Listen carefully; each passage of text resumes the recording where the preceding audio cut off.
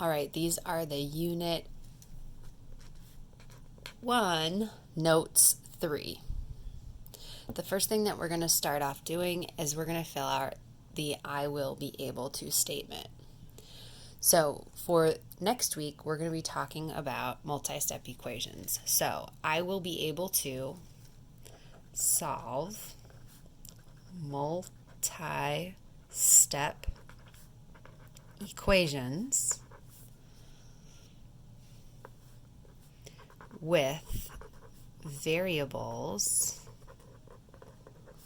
on both sides of the equal sign using inverse operations. I will be able to solve multi-step equations with variables on both sides of the equal sign using inverse operations. Okay, so I'm going to go through the steps just like we have in all of our notes. The first thing it says, draw a line through the equal sign. I'm going to check it off. It's done. Next thing, it says, identify which side of the equation has the equal sign,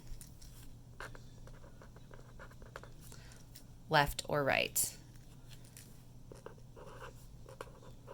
Now, you'll notice in this equation, obviously I see a variable on the left and I see a variable on the right. B is on both sides of the equal sign. That's why it says here, star, star, both. Yep, that's right. Okay, so we've identified that. Step 2, done. So it says combine like terms on each side. Now, when I'm looking at this, on the left side, there's nothing I can combine. But on the right side, there's actually something that I need to do before I can do anything, and that is I have to distribute the 3 times the quantity of b plus 3. So I'm going to start there. So I've got b times 3, or 3 times b, that gives me 3b. Then I've got 3 times 3, and that just gives me positive 9. I'm going to drop everything else down. So I'm going to drop down the 12 and the 2b. So I'm looking still at step 3. It says combine like terms on each side. On this side, again, there's nothing to do.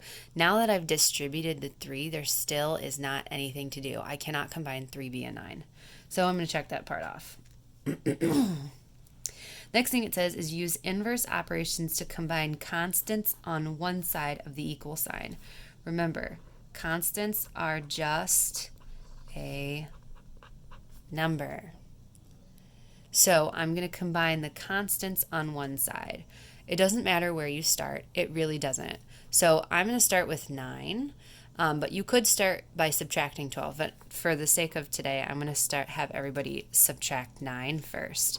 I'm subtracting 9 on each side because 9 is being added to b here. So I'm subtracting 9 on each side. 9 minus 9, that gives me 0. 12 minus 9 gives us 3. And I'm going to drop everything else down. So I'm going to bring down the plus 2b and the 3b. Now, it says use inverse operation to combine constants on one side. So all of my constants are now on the left. There are no more constants on the right. So I'm going to check off step 4. Step 5 says use inverse operations to combine variables on the opposite side of the equal sign. So if I want to get all the variables on the other side, the opposite side in which the constants are on, I'm going to need to move this 2b. So that 2b is positive, so I'm going to subtract 2b on each side.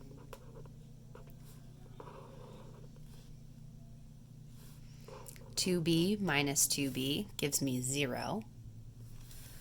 We're left with 3 equals, and then I've got 3b minus 2b, and that would give me 1b, or I can just write b, because remember, there's always an invisible 1 in front of the b. Now I'm going to go back to step 5. It says use inverse operations to combine variables on the opposite side of the equal sign. All of my variables are on one side, all my constants are on the other. I am done. The answer is b equals 3. The solution to the equation is b equals 3. Checking mark off number 5, and we're done.